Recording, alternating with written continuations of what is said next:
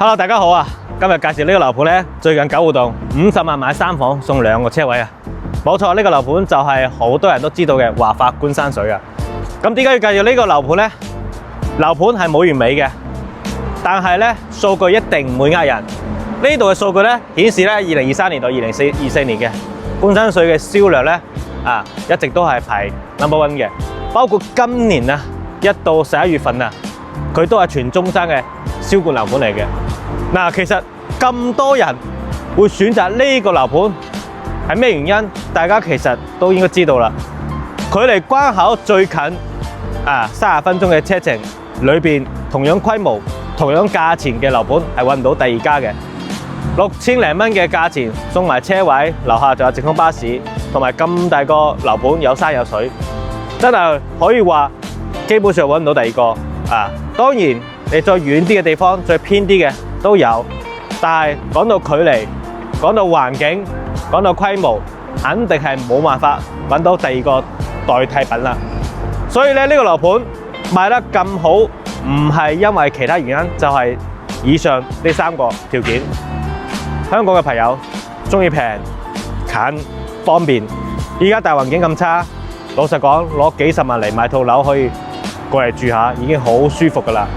你冇可能話去攞100幾200萬去買套好靚嘅樓，你又唔係經常住嘅。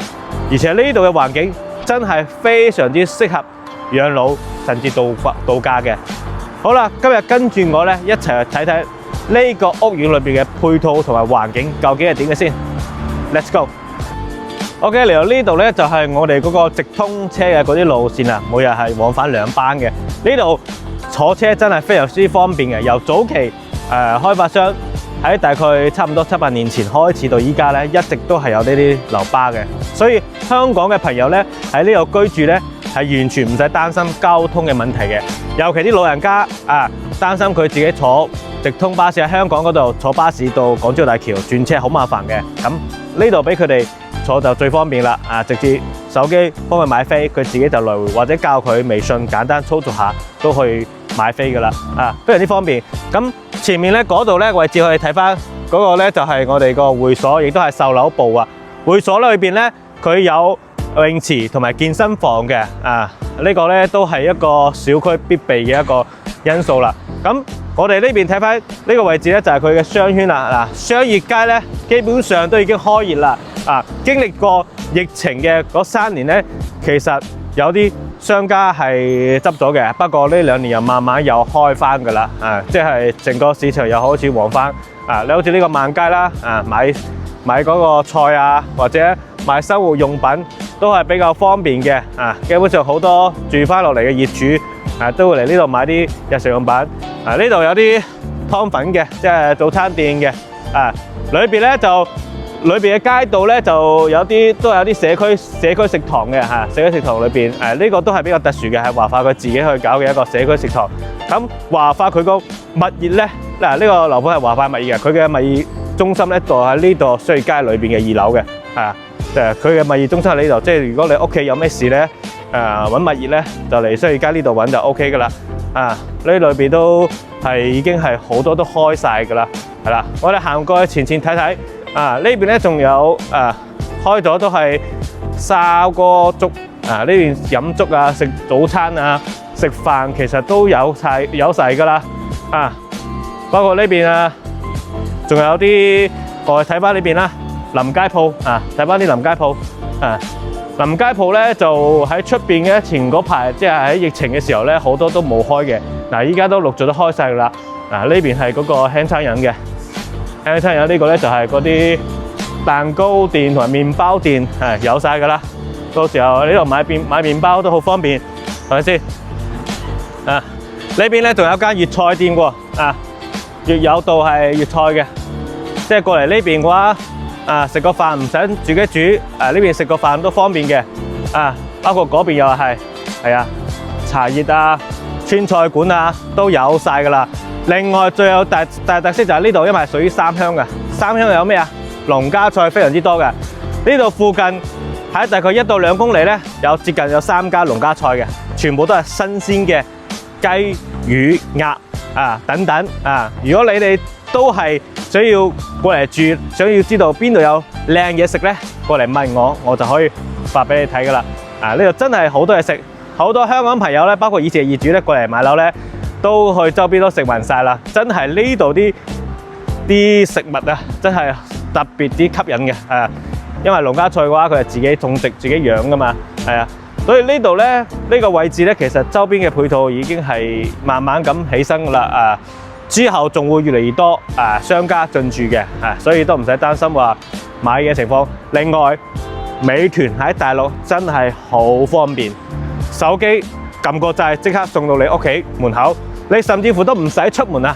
包括我自己，我自己屋企住嗰度，雖然話菜市場都離得好近，但係我哋都好少去菜市場買嘢㗎，都係早上最早嘅時候撳個美團，撳個即係買翻落嚟，因為早上買會新鮮啲嘅。美團送到屋企，你都唔使自己去買啦，係咪啊？同埋平時你日常用品啊，所有嘢都可以手機一個撳下，全部送到你屋企。另外呢度咧，中山係唔禁摩嘅，即係你都可以買啲小電雞細細地嗰啲，買翻落嚟放喺自己屋企樓下，出去出邊買下嘢啊，或者行下小區啊。因為呢個小區真係好大，你行嘅話唔一定行得晒，但係揸個小電雞咧就非常之方便啦。好啦，呢度就係商圈嘅部分啦，我哋入去睇睇小區嘅環境先。OK， 我哋入嚟小區園林裏邊，雖然呢度嘅配套唔係好成熟，但係咧你睇呢個環境就知道點解咁多人買啦。依家前面我哋睇翻係早期1、2期嘅高層同埋別墅嘅位置，呢度已經買晒啦，入住率都好高嘅。咁呢邊咧就係3期嘅別墅啦，3期嘅別墅基本上賣晒噶啦，得翻一套獨棟啊。早期賣嘅別墅咧最平百幾萬都有嘅，依家獨棟嗰套咧要400零萬噶，即係唔係個個都會選擇中意住獨棟嘅。但係咧，如果你真係想要養老退休咧，我覺得簡單啲、面積細啲係比較適合你嘅。睇翻呢度，呢個我哋個湖景前面咧就係我哋嘅五桂山啦。呢個真係成個五桂山脈呢度嘅新鮮空氣非常之適合做晨運、養老，甚至乎度假嘅。吸收下我哋嘅自然嘅生態自然嘅環境。前面呢度咧7、8、9座咧，基本上都係冇乜貨噶啦。但係呢邊因為睇湖嘅，所以佢個景觀咧就會可能會貴，即係景觀會靚啲，價錢就會貴少少嘅。單價咧呢度係要去到9000零蚊嘅毛坯嘅，但係我哋而家賣緊咧後邊嘅，即係嗰啲14座、15座嘅產品咧，毛坯嘅價錢咧只需要6000零蚊，相差咗3000蚊一個方嘅。即係如果100個方咧，你係差30萬嘅。所以其實見仁見智啦。如果你真係想追求景觀靚，你唔撐住個30萬咧，其實呢個9座嘅單位係非常之適合你嘅。但係你想性價比高所以平靚正嘅，咁就跟我又去睇翻依家賣緊嘅熱銷嘅產品啦。依家都平平地最平嘅3房50萬左右都可以攞低噶啦，同埋送2個車位嘅。好啦，我哋入去小區樓下睇下點先。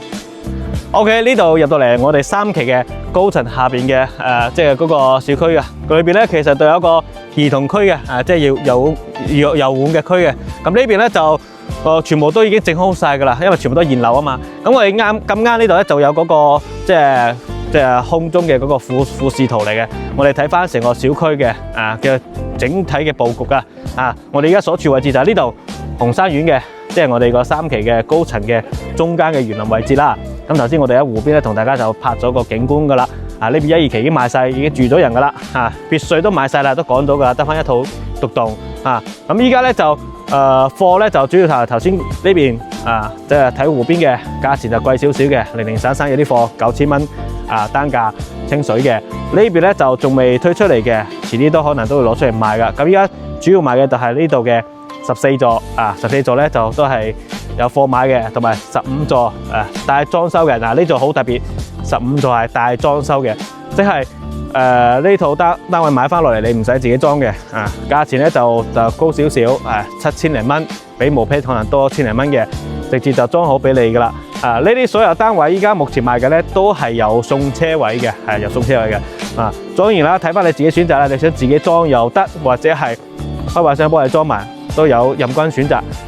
個景觀都主要係睇小區園林為主嘅。但如果買15座咧，因為出邊都係無遮擋噶啦，出邊基本上都係視野可以望得比較遠噶啦。我哋上去睇翻個屋苑究竟係點嘅先。OK， 我哋上嚟係10座嘅示範單位啦。2梯4房嘅，咁佢2個94同埋2個119嘅。咁到時喺後邊視頻咧，我會放埋嗰個85同埋108嗰個嘅收樓標準同埋個格局俾你嘅。我哋先睇翻94先。94嘅格局就係咁樣嘅，都係3房2廳2衛嘅。咁85咧，佢係少咗一個廁所嘅。咁呢度就係廚房位啦。廚房隔離都有個騎樓嘅，可以望到嗰個湖景嘅。咁望到出嚟咧，我哋睇翻個景觀先。呢個咧係10座嘅景觀即係790啦。呢幾座嘅景觀都係好靚噶，望到小區嘅別墅景啊、園林景同埋甚至乎湖景嘅。所以咧呢幾座嘅價位咧就真係高翻少少啦。為到嚟單價咧，清水都要去到9000幾蚊即係比我哋毛坯仲要多3000蚊嘅。所以買呢度咧就真係見仁見智啦。如果真係追求景觀想要靚啲嘅，咁我覺得喺呢度買翻個單位住翻落嚟9000蚊，你如果覺得值嘅，可以考慮下。但係如果你真係即係買翻落嚟想要度假間中住下，唔係成日住嘅，你其實可以揀翻依家賣緊嘅嗰啲14、15座嘅。依家15座雖然係都係精裝修嘅，但係咧佢嘅景觀都係唔差㗎，都可以望到出邊嘅園林景觀嘅。係啦，我哋入嚟睇翻呢度，仲有個戶型係119嘅。OK， 119咧係算係最大嘅面積啦，依家賣緊㗎啦。入門口呢度咧都有個小房間可以做書房嘅。佢做嘅係南北通透嘅戶型啦。119咧就係108嘅放大版啦。119咧算係樓王戶型㗎啦，景觀絕對係成個小區最靚㗎啦。同埋佢個騎樓係好大㗎，連埋個客房一齊嘅，非常之長。呢個騎樓都有6.8米咁長㗎啦。所以我哋呢個戶型咧總價亦都係最貴㗎啦。目前咧就貨量唔係好多，嘅。睇翻佢個格局，簡單睇下先。佢後邊咧騎樓可以望到呢個廚房，騎樓可以望到裏邊嘅小區園林嘅，南北通透雙騎樓，通風透氣，採光咧都係一流嘅，非常之舒服。呢個大戶型咧就適合啲即係想要追求環境啦，想要改善嘅，覺得話108或者係85太細啦，想要住翻大啲嘅，咁呢個都可以考慮下嘅。不過咧就係價錢你睇下，清水9000零蚊，你為到裝修可能要超過1萬噶啦。所以計翻條數，覺得要睇餸食飯咯，啱唔啱咧？你自己去衡量啦。所以咧呢度咧就係10座嘅示範單位啦。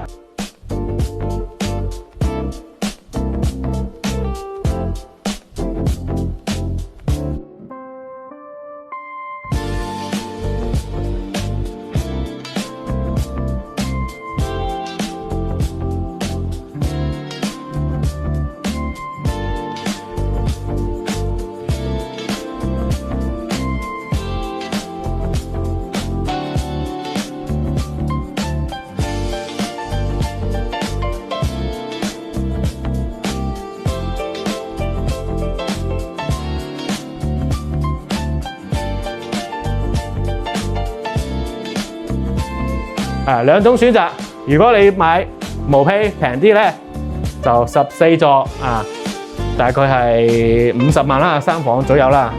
如果係要精裝修嘅，就15座啦。15座嘅3房咧，大概係60零萬嘅，60零萬。